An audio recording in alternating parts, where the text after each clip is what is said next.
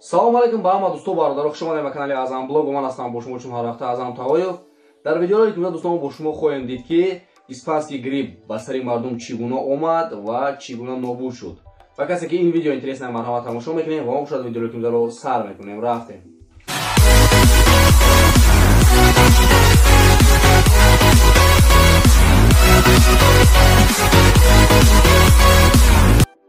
соли 1917 дар Европа ҷанги даҳшатнок ба анҷом расид. Ин ҷанг бисёр хонаҳоро вайрон кард. Яхе одамонро аз падар, яхелашонро аз модар маҳрум кард ва нисфи аз аҳолиро қариб кушт ва метавонад аз ин ҳам чизи бадтар ояд.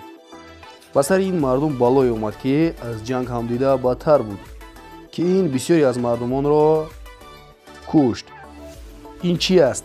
Ҷанг, чума ё ин ки ягон чизи дигар? Не, ин вирус аст бо номи испанский грип. ин вирус 30% аҳолии тамоми ҷаҳонро заразид кард ва қариб 50-100 миллион одамонро ба қатл расонид. мо имрӯз ба шумо мегӯем ки ин касал чӣ гуна пайдо шуд. олимҳо то ҳоло намедонанд ки ин касал аз куҷо пайдо шуд. барои чӣ номи ин вирусро испанский грип муданд? барои он ки ин грип якумин бор дар Испания баромад. моҳи майи соли 1918 дар ин давлат 8 миллион аҳолӣ заразид шуда буданд. агар ба фоиз гирем 39% ҳамон давлат мешавад. ин вирус ҳатто шоҳи Испания Алфонс 13-ро ҳам ба қатл расонид.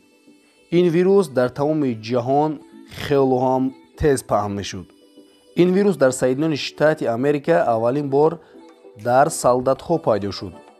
11 марти соли 1918 аввал як солдат ба назди духтур меояду мегӯяд ки сари ман дард мекунад, аммо баъд аз 9 дақиқа 10 нафари дигар меояд ва дар охири ҳамин рӯз ҳазорҳо одамон бемор шуданд ва дар давоми як ҳафта 500 одам мурд ва ҳамин хел ҳамаи ин солдатҳо заражёнӣ шуданд. ва дар моҳи апрели соли 1918 бошад ин касал дар Франсия омад. баъдан ба Швейтсария, Италия, Англия ва Сербия. ва дар моҳи июн бошад ин касал ба Полша, Руминия гузашт. дар моҳи июл бошад Дани, Голландия ва Белгия ҳам заразид мешавад. дар Великобритания 250,000 одам мурд.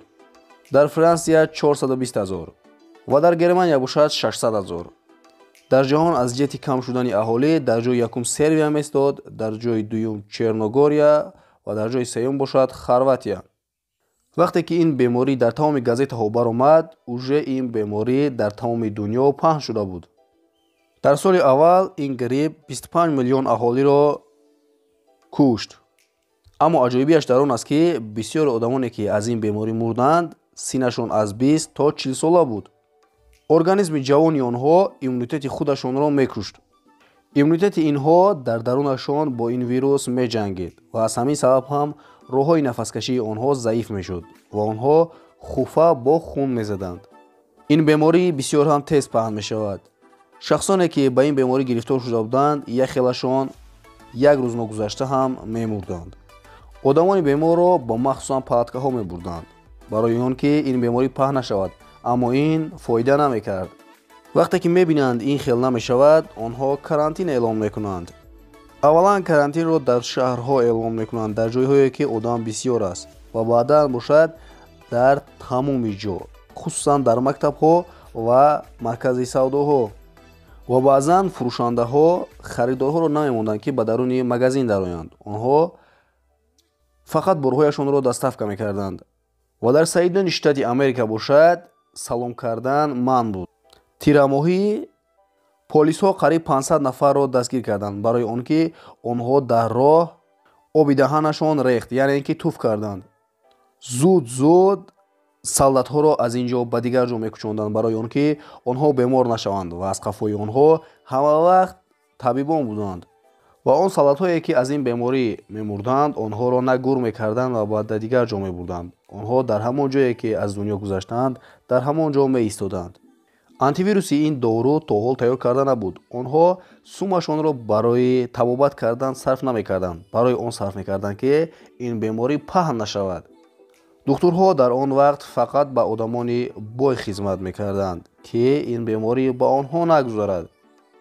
соли 1918 дар Варшава маҷлиси калон мегузарад, ки дар он ҷо профессорҳои калон мегӯянд, ки против ин вирип антивирус нест ва гуфтанд, ки тавсияи мо ба шумо ин аст, ки шумо тозагиро риоя кунед ва бо дигар шахсон салом накунед. ва ваксинаи ин касал ҳам ноёфт буд. ҳамаи мардум дар тарсу ҳарос буданд. ин касалӣ бисёртар одамони қабркан ва табибонро мекушт. одамоне намонд, ки дигар одамонро гур кунанд. барои қабрканӣ экскаваторҳоро ҷиғ мезиданд ё ин ки ягон намуди техникаро. қариб 30,000 одамонро бегроб гурониданд. ва хушбахтона баҳори соли 1919 ин грип худ ба худ нобуд мешавад. чӣ хеле ки пайдо шуда буд. ин грип 550 миллион одамро заразит карда буд. қариб 30% аҳолии ҷаҳонро. ин беморӣ 50 миллион одамро кушт.